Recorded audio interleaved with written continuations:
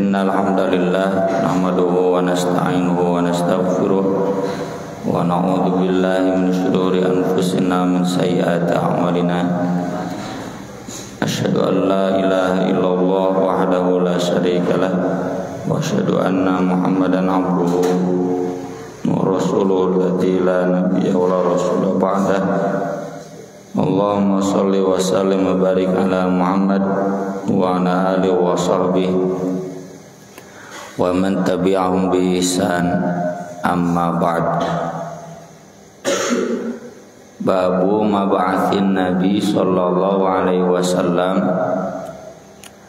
Muhammad bin Abdullah bin Abdul Muttalib ibni Hashim ibni Abdi Manaf ibni Qusay ibni Kilab ibni Murrah ibni Ka'bin ibni Lu'ay ibni Ghalib ibni Fihr ibni Malik ibni An-Nadr ibni Kinanah ibni Khuzaimah ibni Mudrikah ibni Ilyas ibni Mudar ibni Nizar ibni Ma'ad ibni Adnan.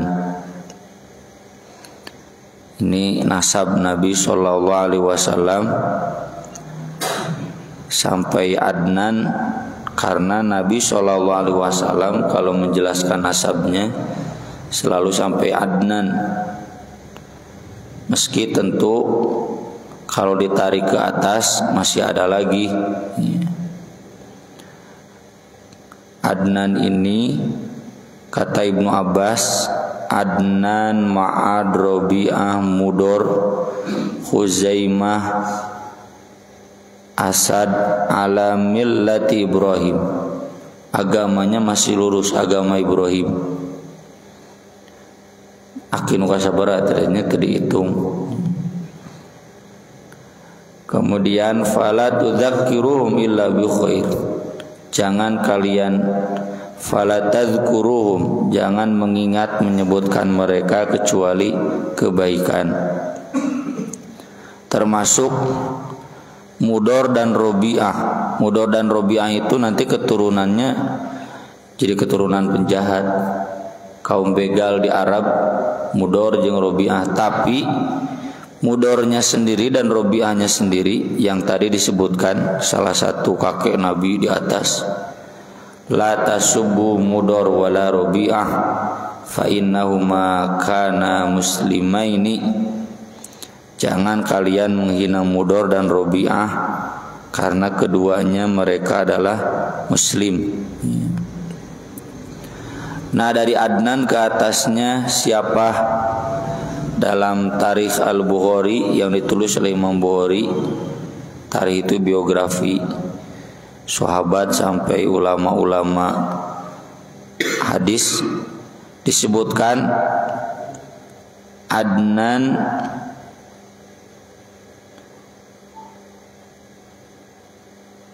bin Adad bin Al-Muqawim bin Tarih bin Yasjab bin Ya'rab bin Nabit bin Ismail bin Ibrahim.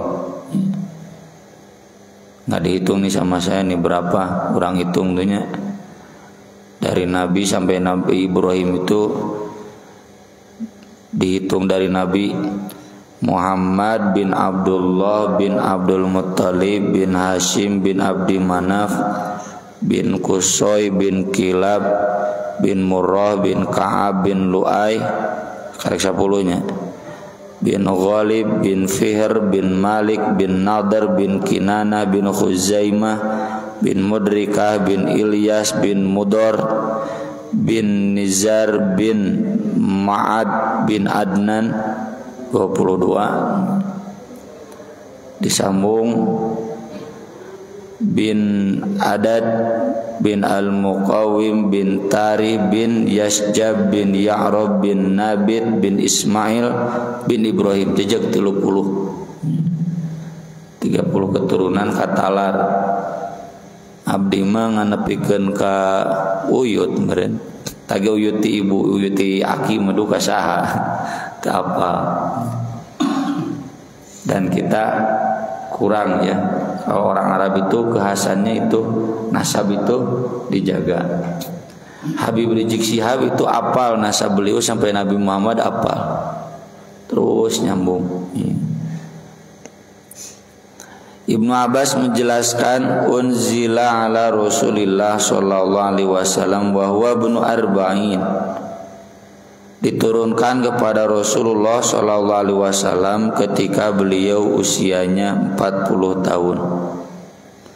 Tepatnya itu 40 tahun lebih 6 bulan. Karena beliau lahir Rabiul Awal dan diutusnya bulan Ramadan. Famakatha thalatha asyrata sanatan. Beliau tinggal 13 tahun di Makkah. Thumma umira bil hijrah, kemudian diperintahkan hijrah. Fahajaru ilal Madinah, lalu hijrah ke Madinah. Famakatha biha asyra sinin. Beliau tinggal di sana 10 tahun. Tsumma tuwfiya sallallahu alaihi wasallam, kemudian wafat Rasulullah sallallahu alaihi wasallam. Hijrah Rabiul Awal dan wafat pun Rabiul Awal. Jadi jejak Nabi 63 tahun standar Hijriah. Kalau standar Masehi berarti 61 tahun ya usia Nabi itu. Kan beda Masehi dan Hijriah itu tiap 30 tahun satu. Jadi 30 tahun Masehi itu kalau ke Hijriah jadi 31. Persis itu lahir tahun 23. Jadi sahabat nate tahun hareup 2023. Tapi kalau ngukur Hijriah mah sudah kemarin 2020 itu udah 1 abad. Kayak Muhammadiyah 1912. Dirayakan 1 abadnya bukan 2012 tapi tahun 2009 2010 ya 1 abad Muhammadiyah itu karena ngukur kalender Hijriah. Saya dulu ketika usia 30 dihitung ke kalender Hijriah 31 tahun. Sekarang usia mau 40 berarti nyangkewalah ngitungna 60. Jadi 62 tahun. Ya, Nabi 63 tahun itu Hijriah. Kalau secara usia masih 61 tahun. Nah, bapak-bapak yang sudah menjelang 61 tinggal menghitung tahun, Mbak, menghitung hari. Saya juga sama. Pak Haji udah lebih, itu udah banyak bonusnya Pak Haji ya. Bonus dari Allah Subhanahu wa taala. Dan Pak Haji tidak nyunah ini usianya. Soalnya kebetulan Abu Bakar, Umar pas 63 tahun Hijriah ya. Kan Abu Bakar dengan Nabi bedanya 2 tahun, lebih tua Nabi. Dengan Umar bin Khattab bedanya 12 tahun ya. Mirip saya dengan Ustaz Lukman lah, beda 12 tahun. Jadi wafatnya sama 63 tahun. Dan wafatnya juga 12 Rabiul Awal, Senin lagi ya. Jadi sama lahir dan wafat itu Nabi itu. Sampai kan udah dibahas dulu hadisnya, Abu Bakar nanya ke Aisyah, Nabi wafat hari apa? Hari Senin. Seandainya saja saya pun wafat hari Senin, tapi keburu pada Isya wafatnya, jadi sudah hari Selasa. Kecuali memakai kalender Masehi teh Senin kan nih.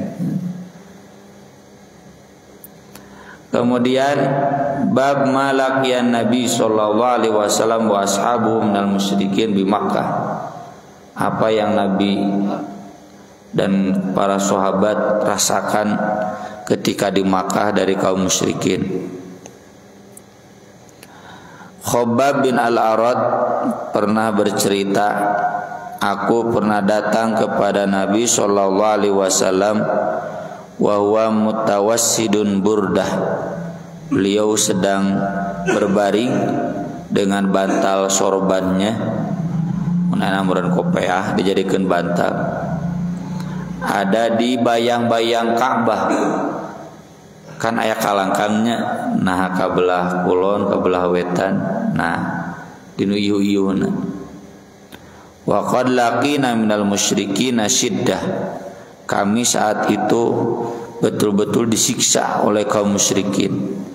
Sebetulnya bukan bukan sahabat saja, Nabi pun sama.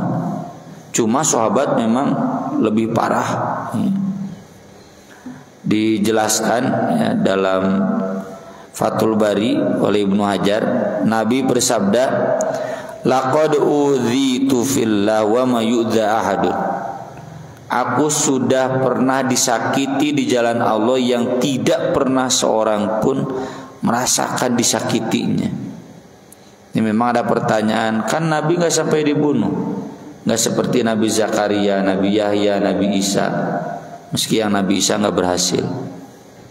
Jawaban para ulama, iya, kan fitnah lebih kejam daripada pembunuhan. Fitnah itu penyiksaan.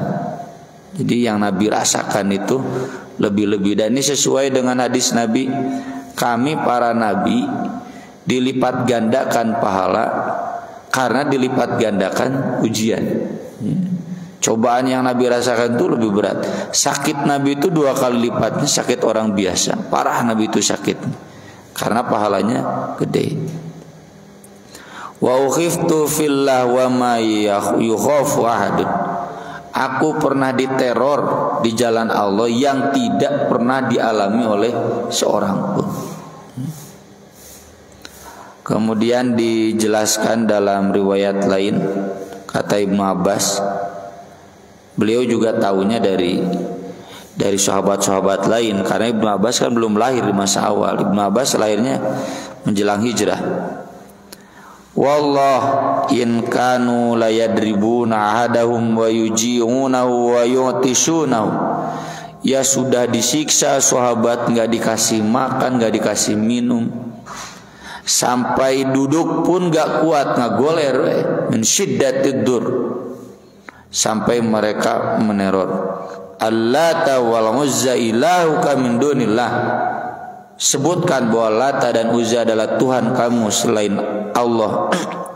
Karena orang Arab juga yakin Allah itu Tuhan, cuma Tuhannya bukan Allah saja, termasuk Lata dan Uzza. Nyaka paksa we cenah. Sahabat itu menjawab na'am, ya. Ini yang disebutkan dalam surat An-Nahl, illa man ukriha qalbuhu wa huwa mutmainnum bil iman. Kecuali orang yang dipaksa hatinya dan dia masih tumanina dalam keimanan, itu enggak murtad. Ini yang terpaksa. Kata Ibnu Mas'ud, yang pertama kali menampakkan keislaman itu ada 7 orang. 1 Rasulullah SAW, 2 Abu Bakar, yang ketiga Ammar bin Yasir, yang keempat ibunya Sumayyah, yang kelima Syuhaib, Bilal, Al-Miqdad. Dan ini semua mohon maaf orang-orang biasa selain Rasulullah dan Abu Bakar, orang miskin, rakyat jelata. Ali tidak disebut karena satu paket dengan Rasulullah. Khadijah tidak disebut karena satu paket dengan Rasulullah sallallahu alaihi wasallam. Fa amma Rasulullah sallallahu alaihi wasallam famanahu Allah bi ammi. Adapun Rasulullah, beliau terlindungi oleh pamannya Abu Thalib. Di kajian kemarin kan dibahas dalam hadis sumpah pocong di masa jahiliyah. Sumpah pocongnya tanda kutip. Jadi yang dijadikan pertanyaan, dijadikan rujukan hakim itu Abu Thalib. Mana Abu Thalib? Ini ada yang terbunuh, atau bukan terbunuh, dibunuh, tapi pembunuhnya kemudian menggelapkan dia. Itu Abu Thalib yang dicari. Dan Abu Thalib itu membela Nabi karena Nabi itu anaknya, ya, anak angkatnya. Wa amma Abu Bakrin famanahu Allah biqaumi. Abu Bakar juga demikian, beliau dibela oleh kaumnya karena Abu Bakar tokoh di kaumnya. Mun ayeuna mah meureun naon atuh kades nya kadus, kepala dusun Abu Bakar. Makanya enggak berani orang kafir Quraisy mengganggu Abu Bakar. Lantaran kan di zaman jahiliyah itu kesukuan kental ya. Sok wani-wani dejek mayan piking anu protesna kan nu teu wawo ge protes ya, karena sama-sama piking misalkan. Kemudian adapun sisanya banyak yang disisa oleh kaum musyrikin dengan besi dijemur di bawah matahari.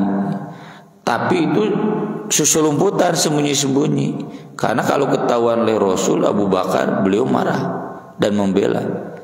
Jadi ini banyak yang mereka disiksa sembunyi-sembunyi, yang disiksa atau diberi dahar atau diberi minum ya. Itu di masa-masa awal kaum muslimin di Makkah.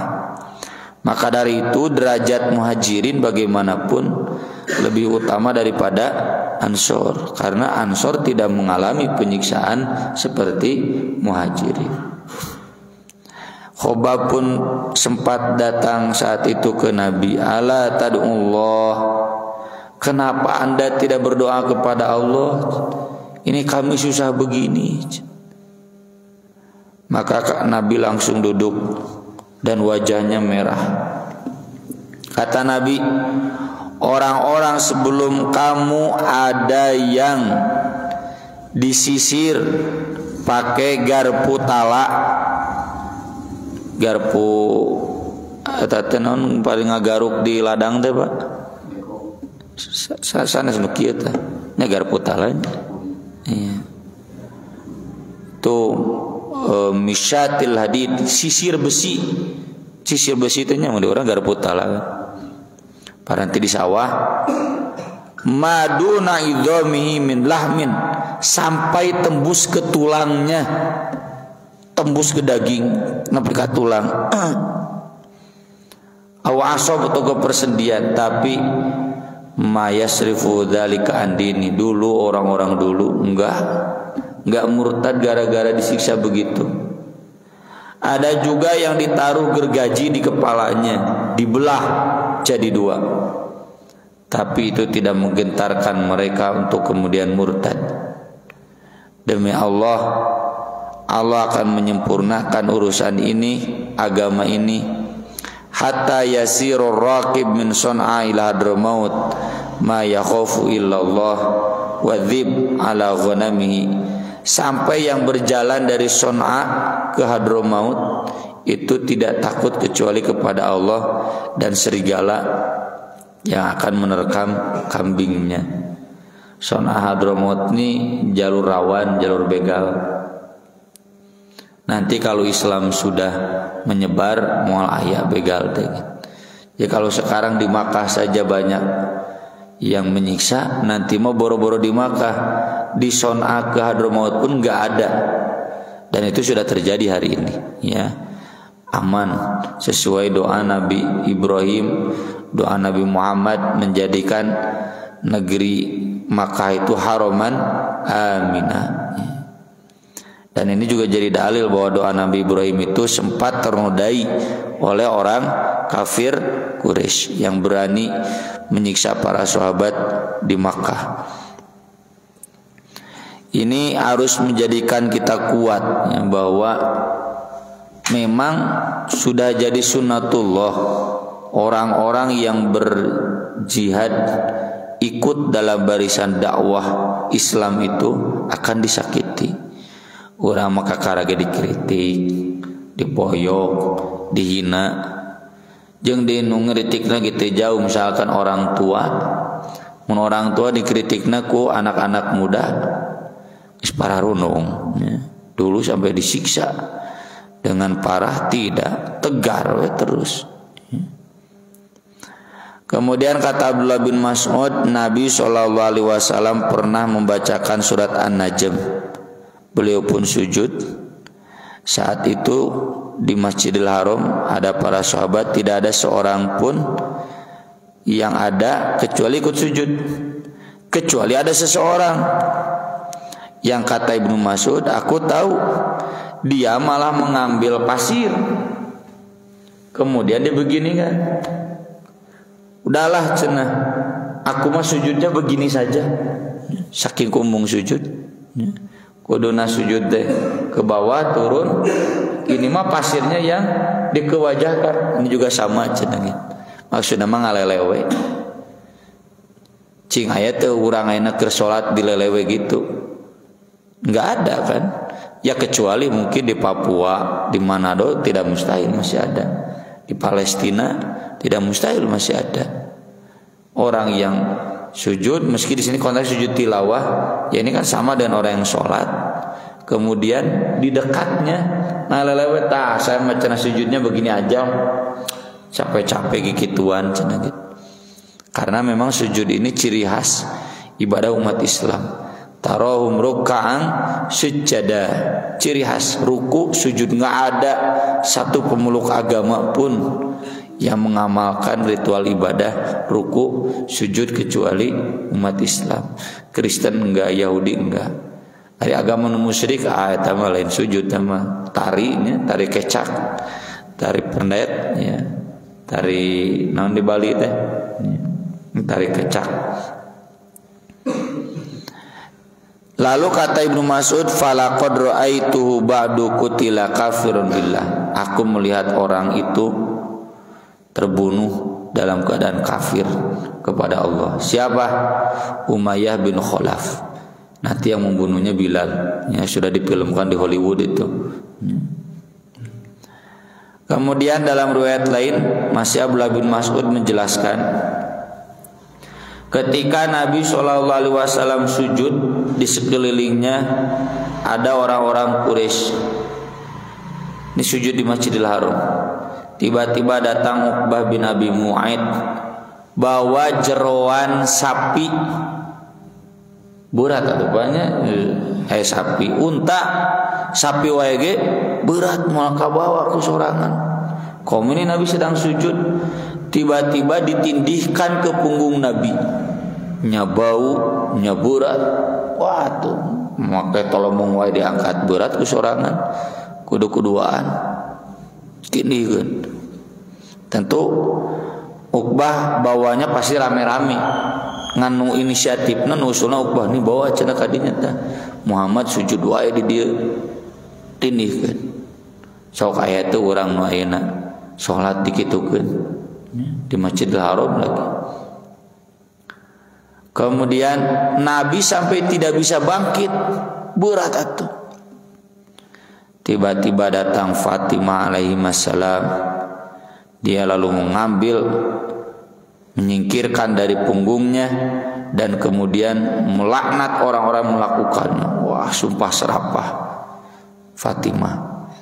Dan orang Quraisy pun diam. Kenapa? Karena tadi ya, ia turunan Abu Thalib, turunan Abdul Muthalib. Mun ayeuna malah si Kaisang gitunya anak Jokowi. Malah anu wani. Anu ngalaporkeun si Kaisang nu dilaporkeun balik kan gitu. Begitu. Dan ini menggambarkan keberanian seorang Fatimah meski masih gadis, menaina budak sanawiyah tapi sudah berani menantang. Ya. Tahu begitu, wah carekan. Orang Arab termasuk yang segan menghadapi wanita pemberani Indosiun. Kemudian Nabi pun berdoa, Allahumma alaikal mala'a min Quraisy, Aba Jahli bin Hisham, wa Utbah bin Rabi'ah, wa Syaibah bin Rabi'ah, wa Umayyah bin Khalaf. Nabi langsung melaknat, ya Allah, bukan melaknat, aku serahkan kepadamu nih Abu Jahal, Utbah, Syaibah, Umayyah. Lalu kata Ibnu Mas'ud, aku melihat mereka terbunuh di perang Badar dan mereka dilemparkan ke sumur kecuali Umayyah. Kenapa? Karena sudah termutilasi, pisah-pisah, maka dia tidak dimasukkan ke dalam sumur. Jadi dikubur lagi dibarengkeun hijikeun kana sumur orang kafir ya. Teu kudu make cara Islam nya dikuburkeun oge. Kemudian Nabi dalam riwayat lainnya dijelaskan, sudahkah kalian mendengar merasakan bagaimana kebenaran ajaranku. Nanti sahabat tanya, kenapa cenah Anda mengajak ngobrol sama orang sudah mati? Kata Nabi, kalian tidak bisa lebih mendengar daripada mereka. Sama, meskipun itu sudah mati masih bisa mendengar. Karena satu cenah gitu. Kemudian Ibnu Abbas ditanya tentang dua ayat di dalam Al-Quran. Yang pertama surat Al-Furqan, wala taqtulun nafsal lati haramallahu illa bil haq. Jangan membunuh jiwa yang Allah haramkan. Tapi kesananya illa man taba wa amana wa amila amalan sholiha fa ulaika yubaddilullahu sayyiatihim hasanah. Kalau bertobat diganti. Tapi dalam surat An-Nisa, wa may yaqtul mu'mina muta'ammida, yang membunuh mukmin dengan disengaja, maka balasannya adalah neraka, dia kekal di dalamnya. Ini cenah saya pernah membunuh disengaja dulu, membunuh mukmin sengaja. Saya tobat. Ini masuk neraka kekal atau tobat cenah gitu? Atau diampuni? Kan bertentangan tampaknya. Maka kemudian Ibnu Abbas menjelaskan, ketika turun surat yang ada di Al-Furqan, orang musyrik maka mengatakan, kami pernah membunuh, kami pernah berdoa kepada selain Allah, kami juga dulu melakukan zina. Lalu turun ayat illa man taba wa amana. Maka ayat ini untuk mereka yang dulunya musyrik, membunuh, kemudian bertobat. Adapun yang dimaksud dalam surat An-Nisa, ar-rajul idza arafal islam wa syara'i'ahu tsumma qatala fajazahu jahannam illa man nadima. Yaitu orang yang dia kenal Islam, syariat-syariatnya, kemudian dia membunuh muslim. Nah itu jahanam, kecuali kalau kemudian dia bertobat. Jadi konteks man qatala mu'minan muta'ammidan itu yang tidak bertobat. Kalau di surat Al-Furqan itu jelas yang bertobat. Maksud hadis ini berarti di masa-masa awal itu udah biasa pembunuhan kepada para sahabat, dan seringnya gelap lagi, tahu-tahu udah meninggal. Siapa yang membunuhnya nggak diketahui. Kemudian Urwah bin Zubair pernah bertanya kepada Abdullah bin Amr, beritahukan kepadaku kejadian yang paling parah yang dilakukan, kekejaman yang paling parah yang dilakukan oleh kaum musyrikin kepada Nabi. Lalu dijelaskan oleh Abdullah bin Amr, ketika Nabi sholat di dekat Ka'bah, tiba-tiba datang Uqbah bin Abi Mu'ayt yang tadi manindihkeun kadut jeroan. Sekarang mah dia datang, fawadu'a thawbahu fi unuqi, lalu dia mengikatkan kainnya ke leher Nabi. Kainnya kain sorbannya diikatkan, dicekekkan. Fakhonaqahu khanqan syadidan, kemudian dicekikan gitu. Nabi keur salat dicekikan. Kalau di sini nggak disebutkan sedang sujudnya, berarti sedang berdiri. Tiba-tiba aya nu mawa kain sorban cekikan dari belakang. Fa'aqbala Abu Bakrin hatta akhadha biman kibihi wa dafa'ani Nabi. Tiba-tiba Abu Bakar datang, disurungkeun Uqbah bin Abi Mu'ayt, dilawan ke Abu Bakar. Dalam riwayat lain disebutkan Abu Bakar sampai menangis.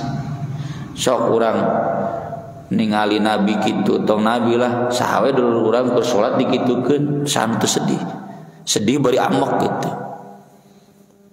Kata Nabi, ataqtuluna rajulan ayyaqula rabbi Allah. Kenapa ini pernyataan umat Fir'aun yang beriman ke Nabi Musa. Mengapa kalian membunuh seseorang yang berkata Tuhanku adalah Allah? Ya sudah, kan Tuhan kamu juga Allah. Tuhan Uqbah bin Abi Mu'ayt Allah. Nabi mengajarkan Tuhan itu Allah. Kenapa kamu membunuhnya? Kan sama Tuhannya. Beda nate iman yang musyrik gitu. Meyakini ada Tuhan selain Allah. Kalau Nabi mengajarkan la ilaha illallah. Ini menggambarkan bagaimana kekejaman orang Quraisy bahkan kepada Nabi. Jadi meskipun Nabi Muhammad ada Abu Thalib, kesusul potan mah gitu. Tadi ditindikeun go kadut, bela go Fatimah. Sekarang dicekik ke salat dicekik atuh. Dan kemudian dibela oleh Abu Bakar. Nah, ini menggambarkan bagaimana kondisi Nabi dan para sahabat di masa awal Islam, sesuatu yang mengharuskan kita semua mengambil ibrah betapa kesabaran itu memang jadi syarat, ya, syarat dalam keteguhan keimanan. Ini kan nanti di ayat yang lain Allah berfirman, am hasibtum an tadkhulul jannah walamma ya'tikum mathalul ladzina khalau min qablikum massatumul ba'sa wadh-dharra wa zulzilu hatta yaqula ar-rasul wal ladzina amanu ma'u mata nasrullah ala inna nasrullahi qarib. Jadi kalau kita ini kapan pertolongan Allah? Kapan pertolongan Allah? Katanya intang surullah yang suruhku. Jika kalian menolong Allah, maka Allah akan menolong kalian. Tapi cenah ya, geus jadi jamaah di Al-Azhar asa geus lillah saripuh. Sabar, ala inna nasrullahi qarib. Justru pertolongan Allah tidak datang itu kemungkinan besar karena kita tidak sabar. Jadi sabar saja. Dan kemudian terbukti ya, meski ada yang sudah gugur, tapi sebagian besar sahabat mengalami hijrah, mengalami kemenangan dan berbalik menaklukkan Makkah. Sekian yang bisa kita bahas pada kesempatan pagi ini, mudah-mudahan bermanfaat. Untuk selanjutnya barangkali ada pertanyaan, mangga.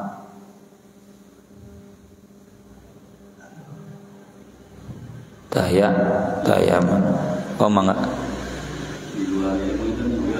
Mangga. Mengenai warisan suami istri, anak perempuan 2, istrinya meninggal, terus warisnya langsung ke anak 2 atau karena itu perempuan dua-duanya, atau ada bagian dari adiknya bapak atau kakaknya bapaknya. Yang pertama dipastikan dulu itu istrinya punya harta tidak. Kalau punya harta, misalkan kasus ibu mertua saya, itu kan rumahnya itu 8 tumbak, yang 4 tumbak ibu, yang 4 tumbak bapak. Maka yang dibagikan itu yang ibu, termasuk perhiasan emas yang almarhumah miliki itu dibagikan. Kalau ibu wafat tidak ada harta ya nggak usah dibagikan. Ada cuma emas saja 10 gram bagikan 10 gram mungkin, karena itu warisan. Harta warisnya berarti kalau anak perempuan 2/3. Kemudian suami dapat 1/4. Sisana kamanakeun ke asobah. Asobah itu lihat bapaknya, bapak almarhumah udah nggak ada, berarti ke saudara laki-laki dari almarhumah gitu. Itu dapat saudara laki-laki. Saudaranya ada berapa? ada 3 misalkan ya dibagi rata asobah itu. Kalau ada 1 ya diserahkan ke beliau semuanya. Ya. Ini juga yang saya tegur di salah seorang jamaah di At-Taubah. Sudah meninggal nih ibu bapaknya, anaknya perempuan 4. Saya bilang ke menantu-menantunya, karena yang laki-laki kan ke masjid menantuna, cepat bagikan, ada gua naon deui. Dan karena anaknya perempuan 4, itu ada hak yang uwa didinya gitu, yang dulu menikahkan kalian semua. Karena uwana dulu menikahkan anak-anak perempuan yang 4 itu, kakak dari ibunya, ya bagikan cetek adinya. Harus sampai kumaha mau kaburu maut lieur deui cetek ka usah ngabagikeun. Dan pang-pang nama berarti ada hak yang tidak tertunaikan. Buruh wae protes BPJS cair 50 genep tahun. Ngadaguan paeh cenah meureun. Urang butuhna ayeuna ieu ngadaguan 50 genep tahun pensiun memang pensiun. Jadi begitu ya, dibagikan saja dari sejak sekarang. Kalaupun nanti teknisnya imah dibagi 2 nya, kemudian masa setengahnya dijual, ya itu teknis. Yang penting dibagikan dulu jelas bagian-bagiannya. Upami ayeuna si bapak eta nikah deui si ibu istri, berarti istri muda aya bagian ti bapak aya bagian sebagai istri. Mun aya putra ti Pak Adena berarti engke istrina dapat 1/8. Mohon sapertos kasus Pak Haji Darussamin ya, Bu Haji saya tadi Pak Haji Bibina Ustad Lukman itu kan gak punya anak, menikah dengan Pak Haji Darussamin, dapat setengahnya kan, karena gak punya anak.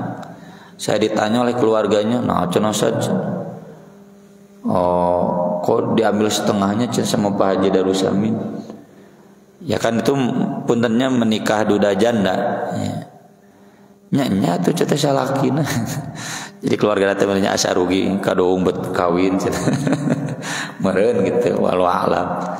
Nah cenah jadi setengahnya diambil ku suaminya, nya tuh salakina cenah dapat setengahnya karena nggak punya anak. Kalau punya anak suami dapat 1/4. Memang nah gitu ya. Ada juga saya dengar dari almarhumah Bu Dedeh itu rata-rata ibu-ibu nggak mau menikah lagi rata-rata karena pertama mandiri, yang kedua kayak waris be aku salah ki anyar tapi kabarudak gitu.